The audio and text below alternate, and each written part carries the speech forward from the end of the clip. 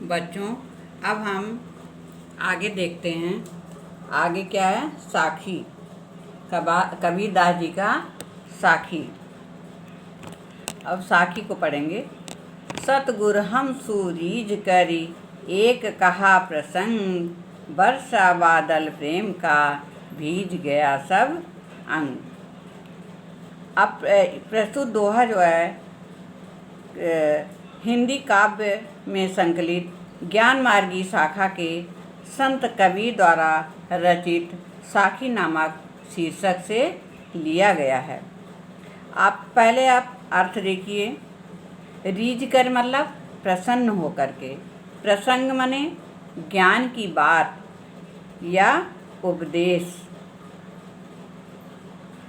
और भीज गया मतलब भीग गया, पुलकित हो गया। अब साखी में कबीर ने गुरु का महत्व बतलाते हुए कहा है कि गुरु की कृपा से ही ईश्वर के प्रति प्रेम उत्पन्न होता है। व्याख्या है, कबीर जी कहते हैं कि सतगुरु ने मेरी सेवा भावना से प्रसन्न होकर के मुझे ज्ञान का एक ऐसा उपदेश दिया है जिसे सुन करके मेरे हृदय में ईश्वर के प्रति सच्चा प्रेम उत्पन्न हो गया। और वो उपदेश मुझे ऐसा प्रतीत हुआ मानो ईश्वर प्रेम रूपी जल की वर्षा से, जो है बादलों की वर्षा, ईश्वर प्रेम रूपी जल से भरे हुए बादलों की वर्षा करने लगे हों। उस ईश्वरीय प्रेम की वर्षा से मेरा समस्त अंग पुलकित हो गया। कबीरदास जी के कहने का भाव ये है कि सद्गुरु के उपदेश से ही हृदय में ईश्वर के प्रति सच्चा प्रेम उत्पन्न होता है और उसी से मन को शांति मिलती है। इस प्रकार जीवन में गुरु का बहुत ही बड़ा महत्व होता है। अब अर्थ लिखने के बाद आप काव्य सौंदर्य बताएंगे।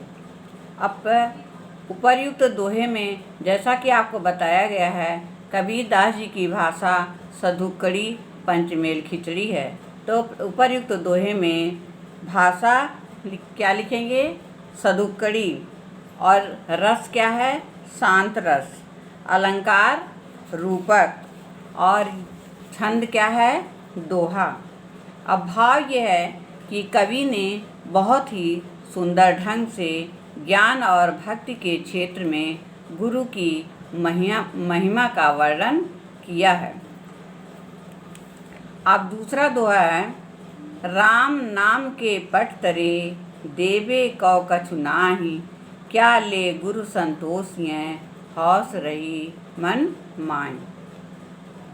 अब साखी में कबीरदास ने क्या कहते हैं, ये गुरु ने हमें जो ज्ञान प्रदान किया है उसके बदले में मेरे पास उनको देने के लिए कुछ भी नहीं है।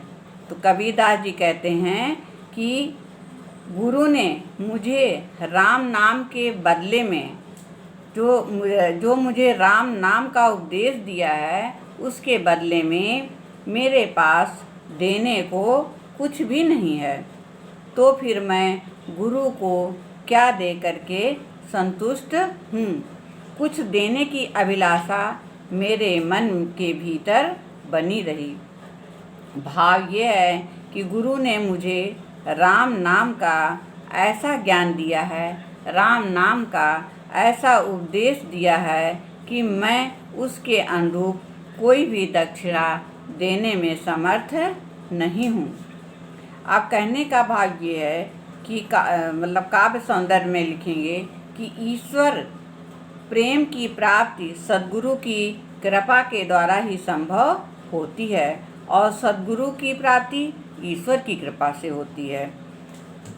क्या? ईश्वर प्रेम की प्राप्ति किससे होती है? सद्गुरु की कृपा से। और सद्गुरु की प्राप्ति किससे होती है? ईश्वर की कृपा से। भाषा क्या है? सदुक्कड़ी। शैली क्या है? मुक्तक शैली। रस कौन सा है? शांत। छंद क्या है? दोहा। और अलंकार अनुप्रास।